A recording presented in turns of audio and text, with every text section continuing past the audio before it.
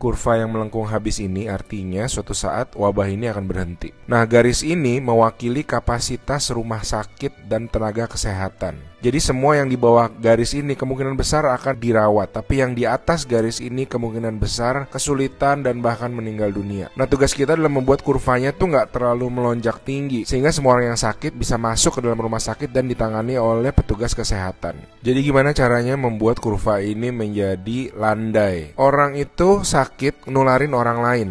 Nah, orang yang sudah sembuh, tubuhnya jadi punya imunitas, sehingga kemungkinan dia tertular lagi itu kecil atau hampir nggak ada. Sehingga caranya sebuah wabah apapun itu dari zaman dulu berhenti adalah ketika cukup banyak orang kena virusnya, lalu menjadi imun sehingga virusnya nggak bisa punya orang untuk ditularin lagi. Nah, kenapa selama ini kita perlu banget namanya social distancing atau ngejauhin diri? Animasi ini bagus banget. Ini contoh kalau semua orang bergerak bebas seperti biasa, nggak ada pikiran, semua tetap pergi konser, pergi jalan-jalan. Ini akan terjadi. Satu orang akan menularkan semua orang berbarengan, dan itu yang berbahaya. Seperti tadi kita ngelihat kurvanya ya. Pada akhirnya akan lewat dan pada akhirnya semua orang akan sembuh. Tapi karena kurvanya tinggi, banyak orang akan mati dalam prosesnya. Nah, yang terjadi di Cina dengan adanya lockdown, ditutup, membuat orang tidak sakit sekaligus berbarengan. Jadi kurvanya lebih landai kalau kalian lihat, sehingga memberi waktu untuk orang-orang menjadi sembuh dan akhirnya bisa melandaikan kurvanya.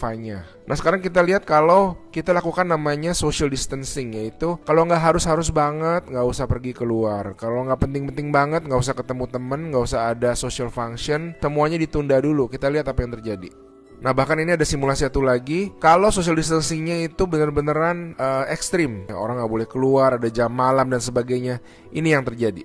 Kita lihat beda banget kan. Jadi ada orang yang akan tetap sakit, tapi mereka bisa masuk rumah sakit dan dirawat. Jadi teman-teman, please do your social distancing, stay at home, work from home, anywhere you can. Ada orang-orang yang nggak bisa, saya mengerti, tapi sebisa mungkin lakukanlah semuanya itu.